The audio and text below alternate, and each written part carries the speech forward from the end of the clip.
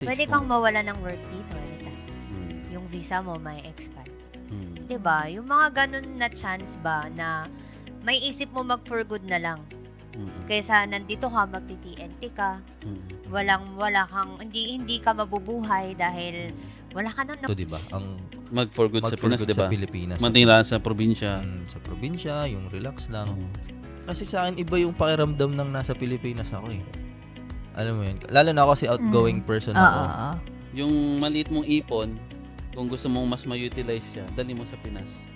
Kasi although hindi na rin maliit yung 20,000 dirhams. Pero syempre, kung dito mo gagastusin na sa Maliit. business, baka isang buwan mo na lang na renta ng sa ibang bansa, kung dollars yung pera mo o kinikita mo, dollars din kasi yung gagastusin mo Yes. doon pag nasa Pilipinas. Well, mas ka. controlled ka pagdating mo sa ibang bansa. Bansa, oo. Hindi mo mapakita yung tunay mong ikaw ng 100% kasi 'di ba? Ay ganun yung sa kikitain nyo. Regardless kung saan nyo kukunin, passive income or investment or let's say magtrabaho ka ulit. Kung magtototal siya ng parehas ng sinasahod mo dito, Mm. that's a very good reason para umuwi kayo ng Pilipinas.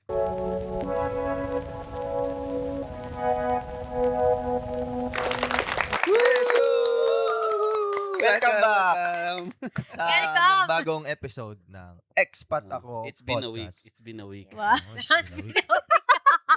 It's been a week. It's been a week. Ito. Ano ba yung pinag-usapan natin nung nakaraan? Kalimutan ko na medyo. Ay, ano yun? Ang top Bakit reason. hindi yun. dapat mag for good? Bakit Ah, hindi hindi dapat? Top dapat reasons for good? bakit hindi ka dapat mag for good sa Ah, Pilipinas. So ngayon, anong pinakako natin sa ating mga viewers? Ang pag-uusapan natin ngayon ay kung bakit dapat Mag for good. mag for ka na. good sa Pilipinas. Yes. Ayun. Gusto lang po namin i-share na 80% to 90% ng aming viewers ay hindi subscribers. Padaan lang. Non-followers. Non-followers. So sana, pag napanood nyo, ang pinakamalaking tulong nyo sa amin ay mag-subscribe. That's free. Ano yan? Sa YouTube channel namin. And follow us on Facebook. Yan ang pinakamalaking tulong na po. Para maituloy-tuloy namin yung pag-share ng mga informative na mga videos. Mga videos. Big shout out sa aming isang commentator, Lakay Sigab Vlog. Ba? Lakay Aba, Sigab Lakay Sigab Vlog. Vlog. Nagba-vlog din siya. Mm. Sabi niya, totoo yung stress na struggle. Stress sa work. Tapos, pagdating ng bahay, stress pa din.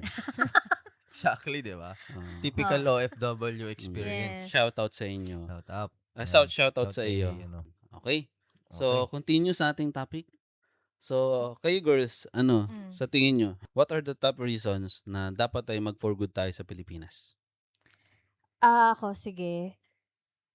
Kung ikaw, as a OFW, ay nakaipon ka na at meron ka ng kahit papano ay pwedeng pang-invest sa Pinas. Okay. For me, pwede kang mag-for good. Hmm. Kasi nga, sa Pilipinas, kung dito dirham, sa Pilipinas, dito 1,000 dirhams, sa Pilipinas, 15,000. So, mas ma-utilize mo yung pera na naipon mo Mm. pagdating mo sa Pinas kasi mas malaki yung conversion nun. Ibig sabihin mo kasi mas maraming mabibili kasi bukod sa ganun yung conversion, mas mura pa rin yung bili. Oo, mas mura pa rin ang bilihin. And then try to invest the money.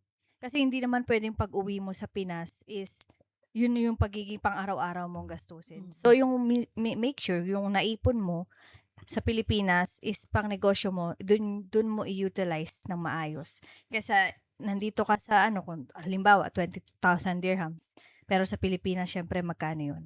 Mas makakapagtayo ka ng magandang negosyo na naiisip mo. And then eventually, pag naging successful yung business na yun, edi maganda yung pagpupurgod mo sa Pilipinas.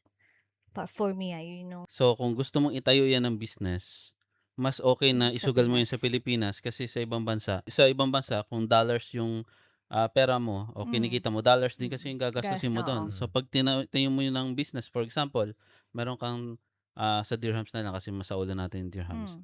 Sa dirhams, for example, meron kang 20,000 dirhams. Pag tinayo mo ng business dito yan, Kulang yun.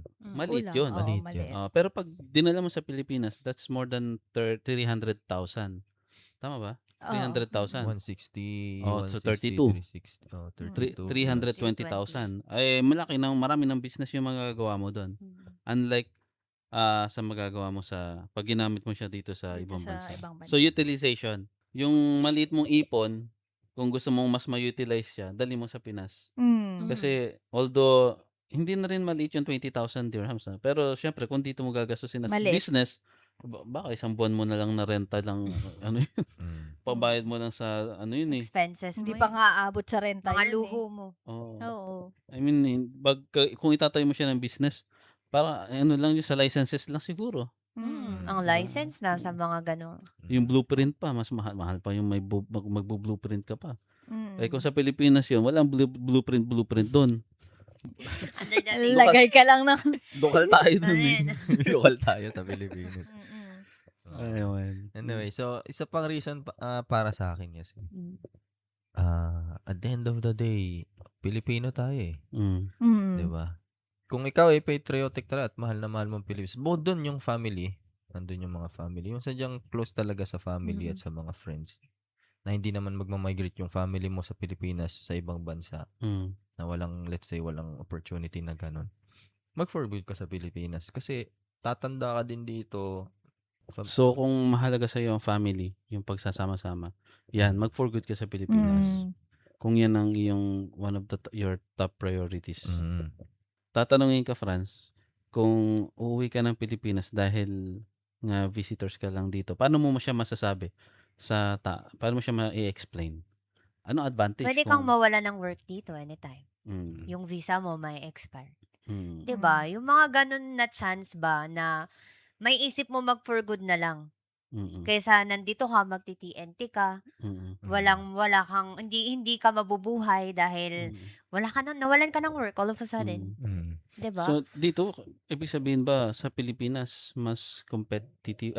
Pagka nasa ibang bansa tayo, mas nagiging competitive tayo or mas lumalabas yung galing natin? Mas nagiging yung totoong ugali na malabas sa Pilipinas.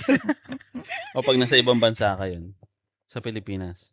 Mas totoo ka ba pag nasa ibang bansa ka o mas totoo ka pag nasa Pilipinas Well, mas ka? controlled ka pagdating mo sa ibang Bansa, bansa. oo. Mm. Hindi mo mapakita yung tunay mong ikaw ng 100% kasi 'di ba, pa-follow mo pa rin naman yung rules. Mas mahigpit. Parang kumbaga, kung sa Pilipinas nakakaya mong kahit papaano hindi sumunod sa mga, like for example, tatawid ka ng sa pedestrian. Oh.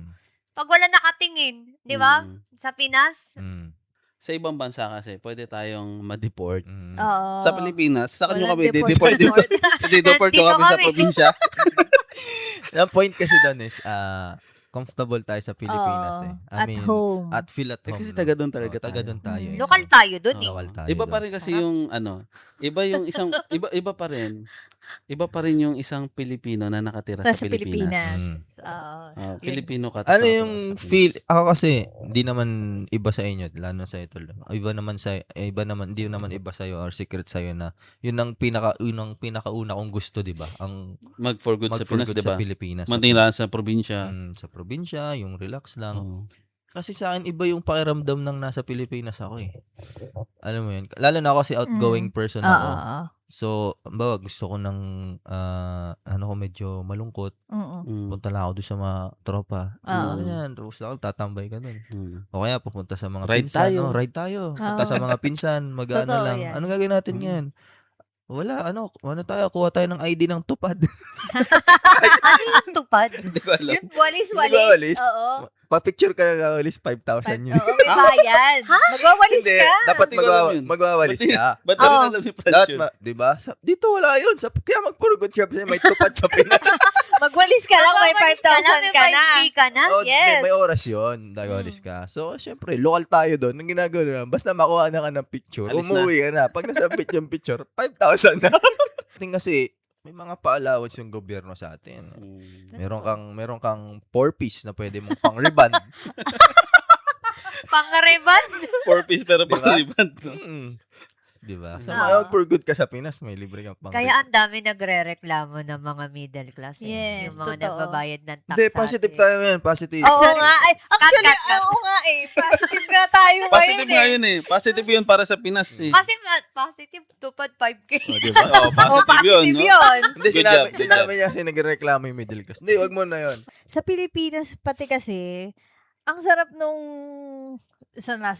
halimbawa, nasa probinsya kayo, nagugutom ka, pwede ka pumunta sa kapitbahay, di ba? Yung mga Manghingi ng ganong, food.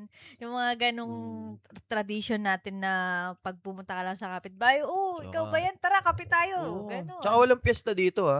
Oo nga. Sa Pinas, Bawal eh.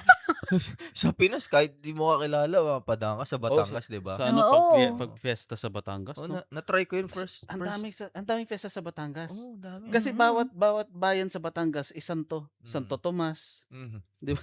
Santo Tomas, Santo Domingo. Oh, Ah. Sa inyo ba? Sa amin, San Clemente. San Juan. Maraming piyesta sa May inyo. mga piyesta sa amin. Alam niyo yung mga higantes? oo. Sa amin yun, sa Angono okay. yun, Okay, higantes. okay, Tapos basaan. Mm. Oo, basa. Asa inyo Hindi yung ko alam festival eh. dila. Si Hipon. Hipon na. Si Hipon, taga sa amin oo, yun. sipon. Sa Batangas, na-try ko yung first time kong magpiyesta. Unang Mm. bahay pa lang, pagkain Busog kinain ka ko na na? lahat. Mm. Yung Grabe, palalakaran mo no? rat, Mm. tapos masama yung loob pag di ka kumain sa sunod. Ano namang gagawin nung punong-puno na yung tiyan mo? Oo, Oo. sige sa Batangas Kahit talaga. hindi mo ganun. kilala, pwede. Oo, matindi sa Batangas. Ibig Oo. sabihin kasi talaga sa Pinas, lahat masaya. Masaya Ayun talaga. yung It's ano more dyan, fun. masaya. Yun, yung The tagline It's ng more ano. fun in the Yung pa rin ba yung Philippines. tagline ng ating ano? It's Oo. more corrupt. It's Hindi, more positive fun. tayo. Napaka, Doon tayo naisip napupunta, na rin. no? Kaya nga. Di, ayaw mo kasi Negative. mag-forward Yan, sa ikat Pinas. mo na lang. Ayaw mo kasi mag-forward sa Pinas. So, yun nga, kung gusto mong ma-utilize yung ipon mo, kung gusto mong, kung meron ka ng family. malapit sa family, or Mm. meron ka ng passive income, Oo. those are good reasons. Bakit ka mag-for good? Ang naisip ko din, yung madali ka magkaroon ng sariling bahay. Kung isa kang expat, yung Ano, pera ano? mo. Yung sariling bahay. Mura yung bahay, Oo, magpatayo. Magpatayo ng bahay. Oo naman. Kasi kung dito, katulad mo, sabi mo, lagi mo sinasabi sa akin, gusto ko malaking bahay. Hanggang third floor, second floor. Mm. Eh, syempre naman, pag nandito ka, hindi. Yung 3-bedroom flat dito sa Business Bay, siguro 3 palapag na yun sa Pilipinas. Mm.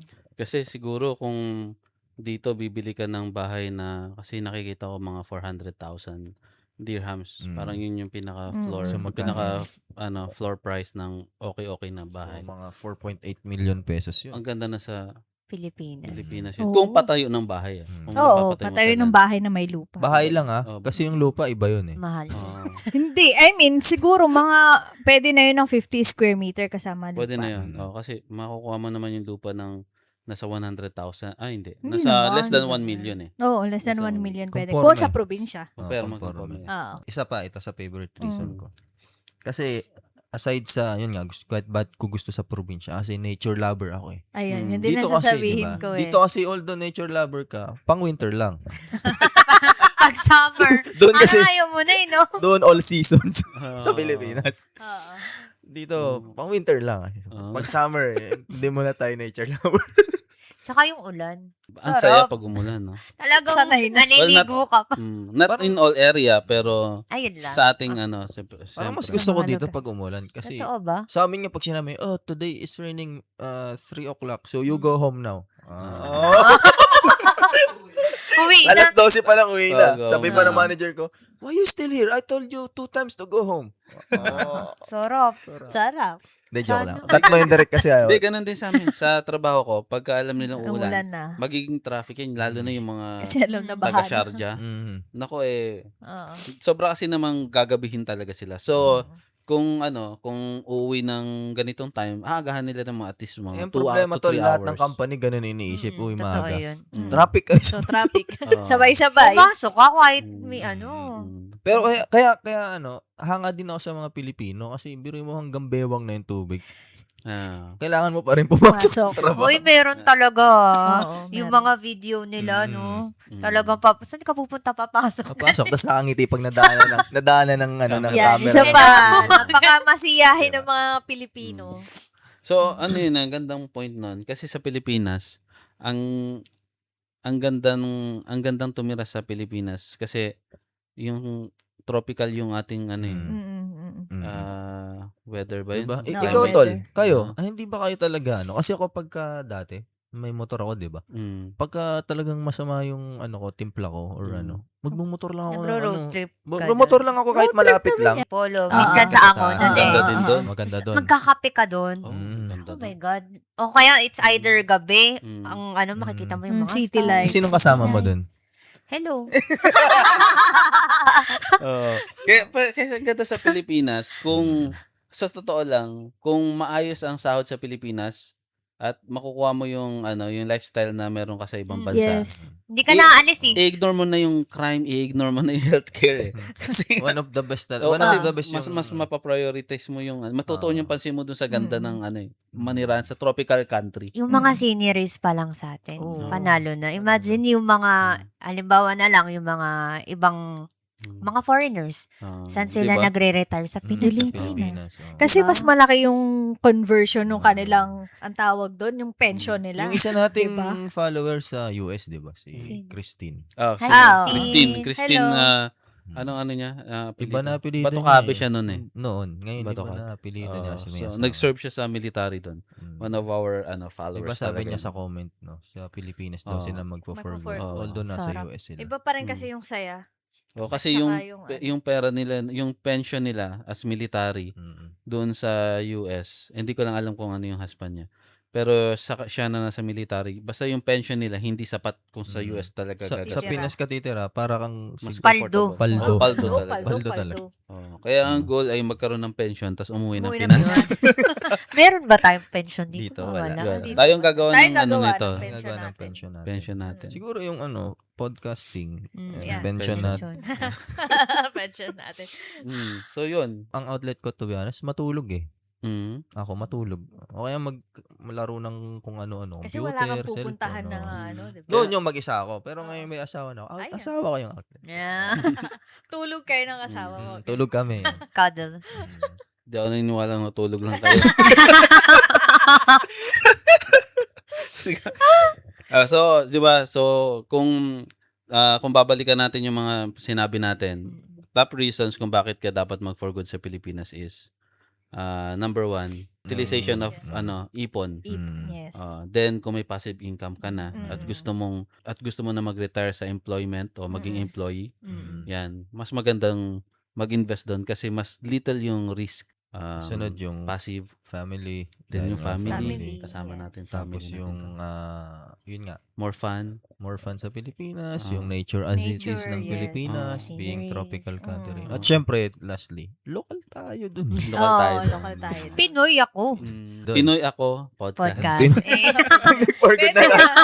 Pinoy Pinoy ako, podcast. Pwede, no? Sana one time, no, pagka nakasabay na yung salary sa mga pangangailangan natin dun, sa expenses. Yun, that's the best reason. Maaaring may mga nanonood sa atin na nag-aspire na pumunta ng ibang bansa. So, first-hand experience or first-hand advice. So, sa inyo talaga ng mga OFW na matagal na rin sa ibang bansa. Sa kanila na gustong mag-for good sa Pilipinas, ano yung pwede nyong iwang advice para sa kanila? Baka sakaling makapulutan nila ng aral. Sige, mauna ako kasi ako talagang pinupush ko na makapag for good as early as possible eh. So, ma-advise ko sa inyo kung nag-iisip kayong mag for good ngayon, i-assess nyo muna yung inyong magiging buhay sa Pilipinas. Okay. Kung halimbawa bukas na bukas or as soon as possible uwi kayo ng Pilipinas, kaya nyo na ba yung assessment nyo ba, let's say ganito yung magiging buhay ko sa Pinas, kaya nyo bang tanggapin yun as it is? Kung yes, then go. Kung hindi, then you have to evaluate again your plan. Kasi ako, kung ma-advise ko sa kanila, katulad ng ginawa ko, aggressive ako sa investment. At the same time, may mga plan B pang, hindi lang basta investment, may plan B. So, kung kayo and talagang gusto nyong umuwi ng Pilipinas, i-ensure nyo na yung sinasabi nga nung mga nauna sa akin dito. Hanggat kaya nyo, let's say, tapatan yung magkano sweldo nyo dito, pag uwi nyo ng Pilipinas, ay ganun yung sa kikitain nyo, regardless kung saan nyo kukunin, passive income or investment or let's say magtrabaho ka ulit, kung magto-total siya ng parehas ng sinasahod mo dito, that's a very good reason para umuwi kayo ng Pilipinas. Kasi unang-una, kung let's say sweldo mo dito is 10,000 dirhams, 150,000, 160,000 na sa Pilipinas yun. Yung 10,000 dirhams nga dito, kahit pa paano nabubuhay ka ng okay naman, di ba? Hindi ka naman bitin.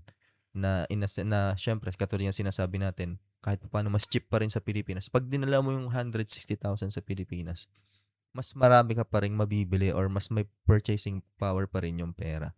So at the end of the day, i-evaluate nyo talaga, tingnan nyo kung kaya nyong tanggapin yung as it is na situation nyo na magiging buhay nyo sa Pilipinas.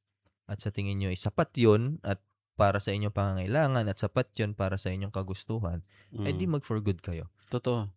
Ganda. Ganda. Yun is, kasi yun na yung ginagawa ko eh. Acceptance. Acceptance. Mahanda na pala si... From the bottom of my hypothalamus. Magiging na pala siya. For good. Anong vlog na yun? Kasi, Pinoy ako. para sa akin, dapat kasi hindi pa rin talaga inaalis natin yung option na mamaya magkaroon ng emergency, kailangan natin mag-for good. Dapat meron talaga tayong plan B.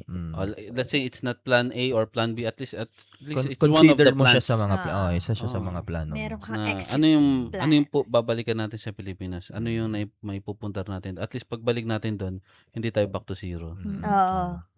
Tama, Go, ganda, friends. ganda. Ako siguro, kung mag-a-advise ako sa mga OFW na gusto mag-for good. As early as now, save. Save. Save for yourself. Although wala naman ako against sa mga ipadala mo lahat. Pero come to think of it, maraming mga umuwi sa atin na walang ipon. Alam mo yung parang ang dami mong sinakripisyo, nag-support ka sa mga kamag-anakan nyo. Pero pagdating nung nagkasakit ka or ikaw naman yung kailangan mo na umuwi, nakakalungkot lang na Wala kang savings. wala kang savings. Na, I mean, siguraduhin mo na mabubuhay ka pag umuwi ka na ng Pilipinas, nag-for good ka na. Kasi wala kang, I mean, although andyan yung mga, kunyari, yung mga kapatid mo, 'di ba? Or kung may anak ka, kasi you'll never know kung ano mangyayari sa'yo pag uwi mo ng Pinas eh. So at least kung meron kang backup, may mga savings ka, tulad nga ni Carl, may investment ka, at least may sarili kang bahay, 'di ba? Safe ka na. Siguro 3 na bahay niya sa Pinas. Hindi, no? More pa daw. More pa. Ay, sorry. So, yun, tama, no? Kasi, sasabihin ko din sana yun, na bahay. At least may bahay ka. May bahay ka. Kung wala ka pang bahay, Oo. dapat magkabahay May ka. bahay ka, cash. May kotse ka, cash. Kasi kung may kotse ka dito, edi sanay ka na may sasakyan. Pag uuwi ka, yung car mo dapat sa Pilipinas, cash.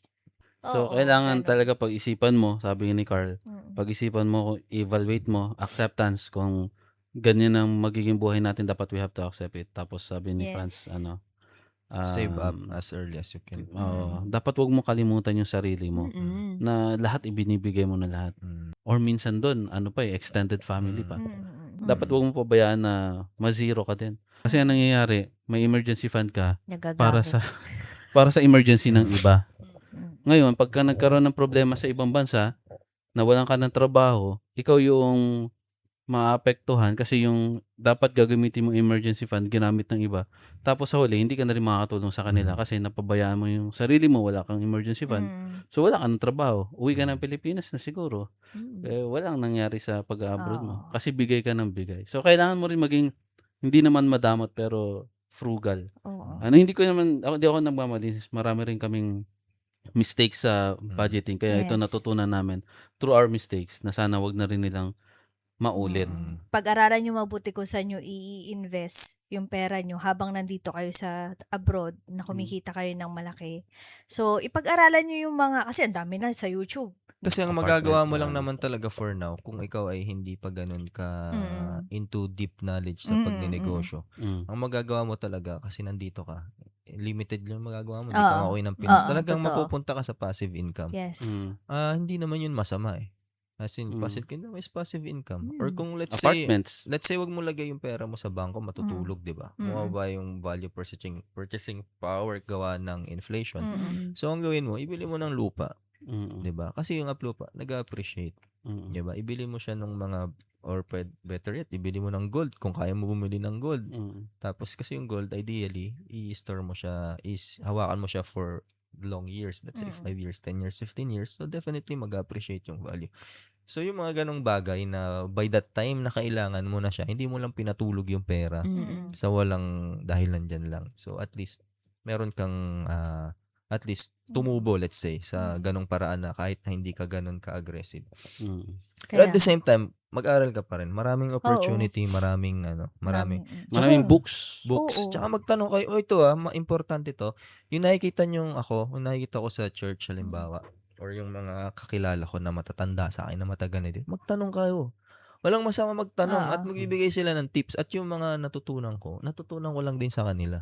Yung mga tips. Hindi ko pa nga sinunod lahat eh. Dapat naghulog na ako sa MP2 nung una pa lang. Sila nagkikwento sa akin, no? Matured na. Naghulog sila ng Matured 2020 na ba? ngayon, 2019? In-enjoy na daw, kinuha daw nila yung laman. Magkano? 7 million. Sarap.